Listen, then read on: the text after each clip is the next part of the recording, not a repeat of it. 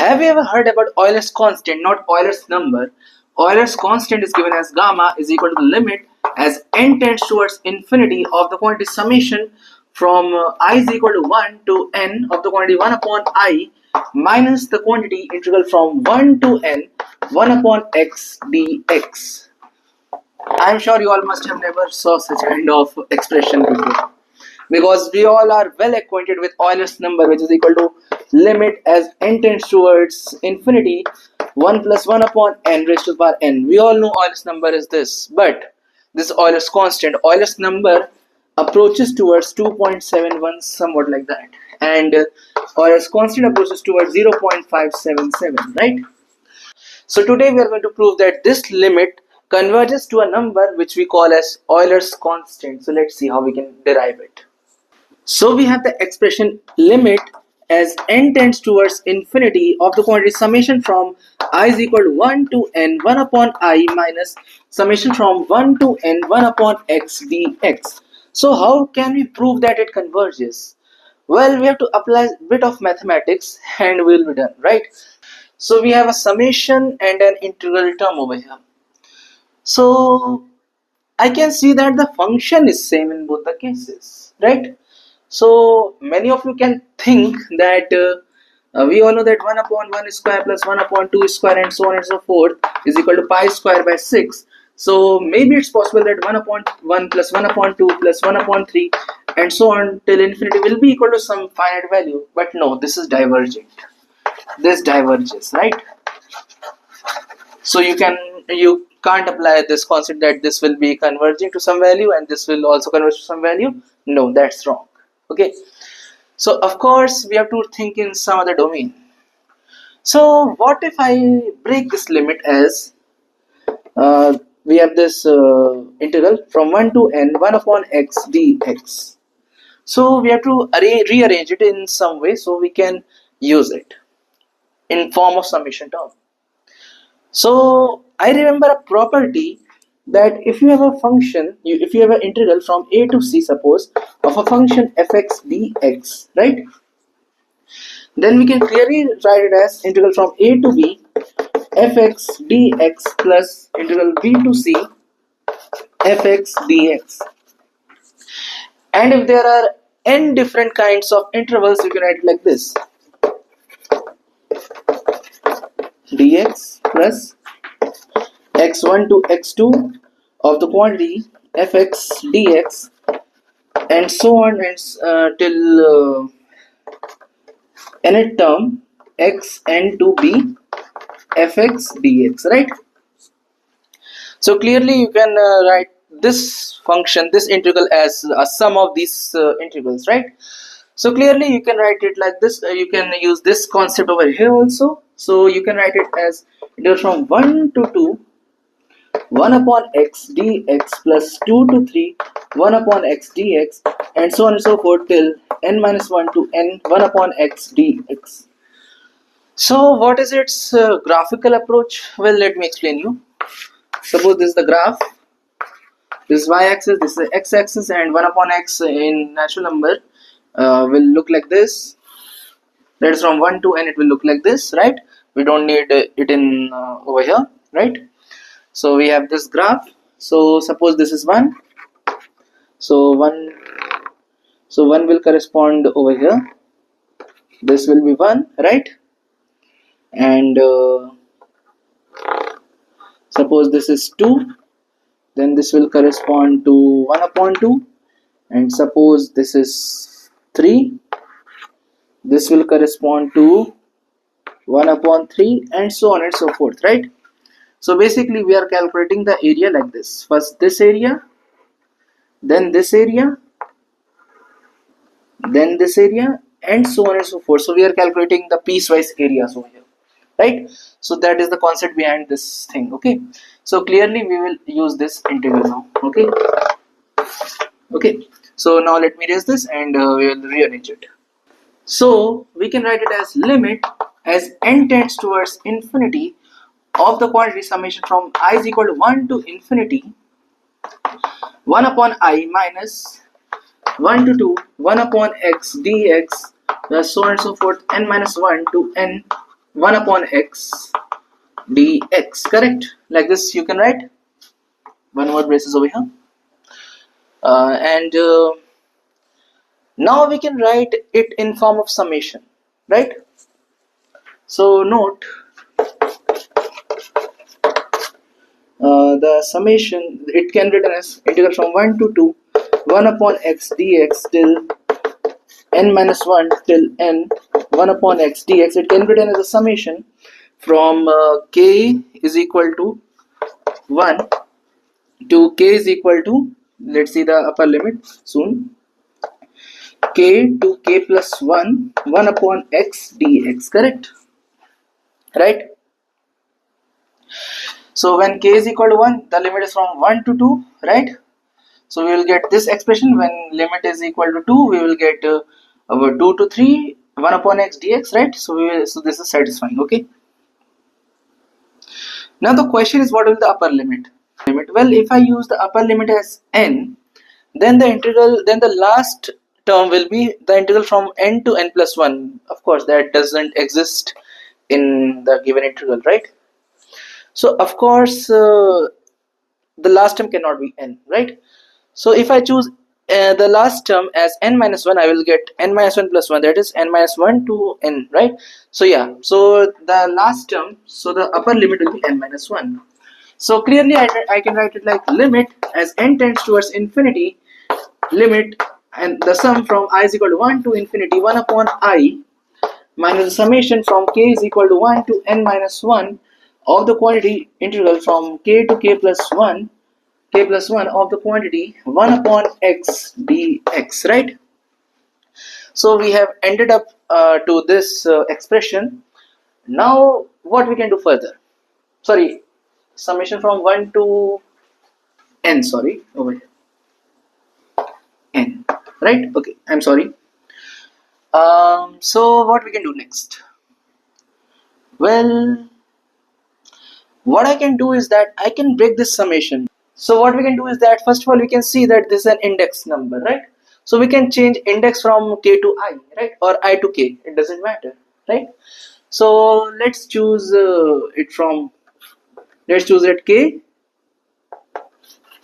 So I've chosen the index value over here as k, right? So I get this expression. Now what I can do is that I see a n minus 1 over here, so I can make it like n minus 1. So clearly I can write k is equal to 1 to n 1 upon k as 1 upon n plus summation from k is equal to 1 to n minus 1 1 upon k. Yeah, right. I can write it like this. Okay, so it will be equal to limit as n tends towards infinity of the quantity 1 upon n plus the summation from k is equal to 1 to n minus 1 1 upon k minus summation from k is equal to 1 to n minus 1 from, and the integral k to k to k plus 1 1 upon x dx, right? This will be the expression which I will be getting. Now I can take summation outside, so it will be equal to limit as n tends towards infinity 1 upon n plus summation from k is equal to 1 to n minus 1 of the quantity 1 upon k minus the integral k to k plus 1 1 upon x dx. So far so good. Okay, but it doesn't help much. So what next can we do? Well, I think we should use some upper limit and lower limit concept over here. So let's see what we can do. So this was the expression which we had got. So, well, if I draw the graph of 1 upon x, what will I get? This is y-axis, this is x-axis, right? Okay, so this is 1 upon x. So suppose this is k,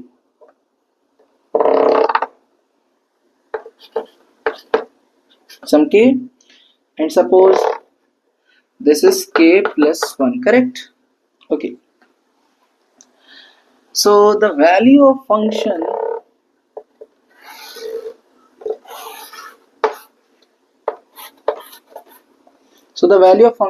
over here will be 1 upon k, and over here it will be 1 upon k plus 1, right?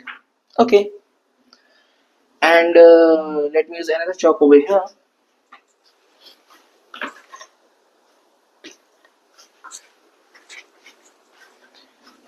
and this is the area which we are calculating, right? This is the area which we want. Okay, right?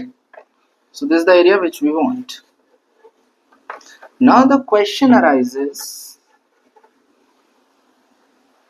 I can clearly evaluate this area, that is not an issue, but I want something as to bound this integral, right?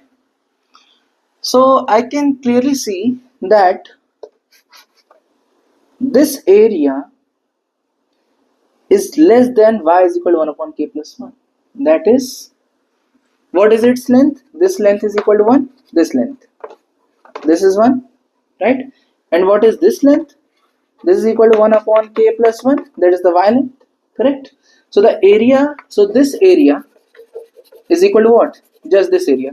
This is equal to length into breadth, that is 1 upon k plus 1. And what is the total area? Total area is this area, right? This total area, this is the total area, right? And this is the area bounded by this rectangle, right? So clearly we can say that integral from k to k plus 1, 1 upon x dx is clearly greater than 1 upon k plus 1, right? Okay, so we can say negative the value of k to k plus 1, 1 upon x dx is less than negative 1 upon k plus 1, right?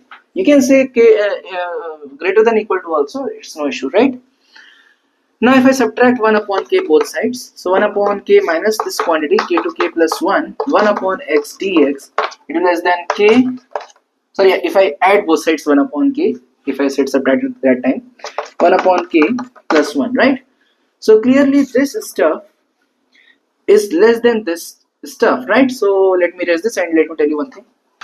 So clearly this was less than 1 upon k minus 1 upon k plus 1, correct? Okay, so this whole expression is less than limit n tends to or less than equal to, you can say, right, of the quantity 1 upon n plus summation from k is equal to 1 to infinity 1 upon k minus 1 upon k plus 1, right? Okay, so what next? Let's see. So you can say that this expression turns out to be n tends towards infinity 1 upon n plus the quantity 1. When you substitute k as 1, you will get 1 minus 1 by 2, plus when you substitute k as 2, you will get 1 by 2 minus 1 by 3 plus 1 by 3 minus 1 by 4 and so on and so forth till, sorry, k is equal to n minus 1, right, till the quantity 1 upon n minus 1 minus 1 upon n, right? So clearly this is a telescopic series, so this and this gets cancelled, this and this will get cancelled, this and that will get cancelled, and this will also get cancelled. So we'll be left with limit as n tends towards infinity 1 upon n plus 1 minus 1 by n, so it is equal to 1. So of course this integral is less than equal to 1, hence this integral will converge. Can you say that? No, we can't say. Why? Why? What's the problem? Because we have proved that this integral, this complete limit is less than equal to 1. So what's the problem? Well, I have proved that this limit is less than equal to 1. But what if it converges, it diverges towards negative infinity? Then what can I do? So for that I have to prove that this integral, that limit was greater than 0. I have to prove that. So let's see that now. So I have found the upper bound of this function of this limit, that it will be of course less than equal to 1. Right, now let's find the lower bound. So we had this limit as n tends towards infinity of the quantity summation from I is equal to 1 till n 1 upon I minus the integral from 1 to n 1 upon x dx, right? So we had this expression. So how we can prove that this is always greater than equal to 0? Well, it's very simple. Just draw the graph of y is equal to 1 upon x, right? This is x and this is y, right? Okay, so this is I is equal to 1, this is I is equal to 2, this I is equal to 3, this I is equal to 4, I is equal to 5, and so on and so forth. This is the corresponding values.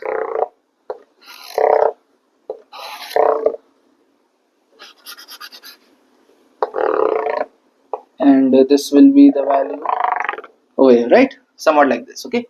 So suppose this is 1, this is 2, this is 3, this is 4, and this is 5, and so on and so forth, right? So what if I join this, these two rectangles, this with this,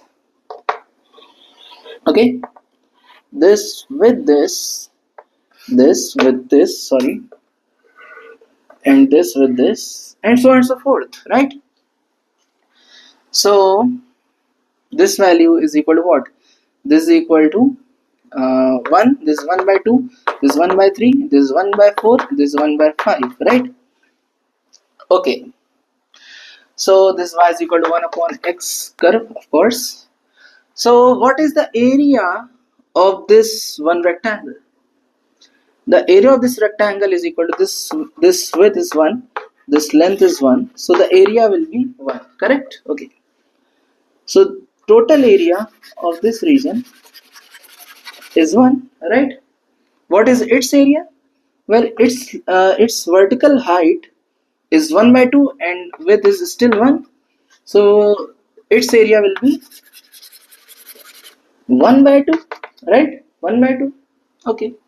So total area will be 1 by 2, and if you calculate this, it will be 1 by 3, and so on and so forth, right? And of course, the area under this curve is this.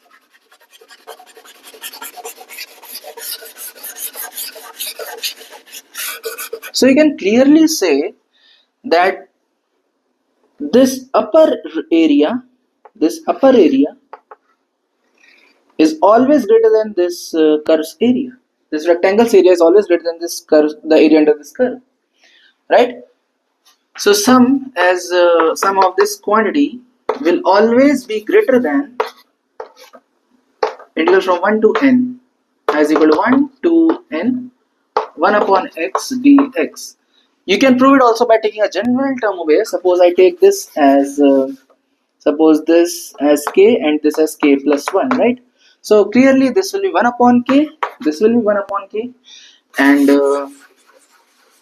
this will be 1 upon k plus 1, right? So this will be 1 upon k plus 1. So what will be its area? Its area will be equal to 1 upon k, right? Clearly this area will be 1 upon k, right? And this width was 1, right? Because k plus 1 minus k is equal to 1, okay? So it was clearly greater than integral from k plus 1 till, sorry, k from k to k plus 1, 1 upon x dx, right? And you can apply both as summation, right? Summation as k goes from 1 to some n minus 1 of the quantity 1 upon k is greater than this expression. The sum from k is equal to 1 to n minus 1, k to k plus 1, 1 upon x dx, right? Okay, so clearly we can say over here, right? So if you are understanding, then okay. If you are not, then also it's okay, right? So you will get this expression. So clearly you have this expression from k is equal to 1 to n minus 1, 1 upon k is greater than the integral from 1 to n 1 upon x dx, right? Clearly you can see that, right? So of course if this is true, then this will also be true, right? Okay, so for the case of k is equal to 1 to 2, you can apply the summation from 1 to 2. You apply from 1 to 1, you will get 1. It should be greater than integral from 1 to 2, 1 to 2, that is from k is equal to 1, this is equal to, so this area will be this integral, so it will be equal to 1 upon x dx. So clearly 1 will be greater than ln2, right? And that is actually true. So I should write over here -1, right?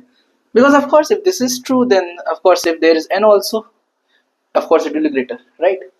So clearly this expression is always greater than 0, right? It is always greater than 0. Hence we can say that this limit is less than equal to 1 and greater than 0, right? So this is what we needed to prove, right? So this limit, this complete limit, we call as gamma. So gamma lies between 0 to 1, right? And when you evaluate this limit by using some approximations, you get gamma is approximately 0.577, right? And that is Euler's constant. So I hope so that you enjoyed this video.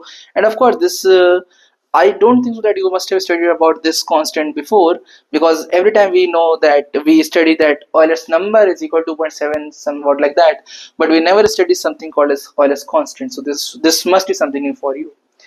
And if you enjoyed this video, then please do like, share, subscribe, and please support this video. Bye bye, take care.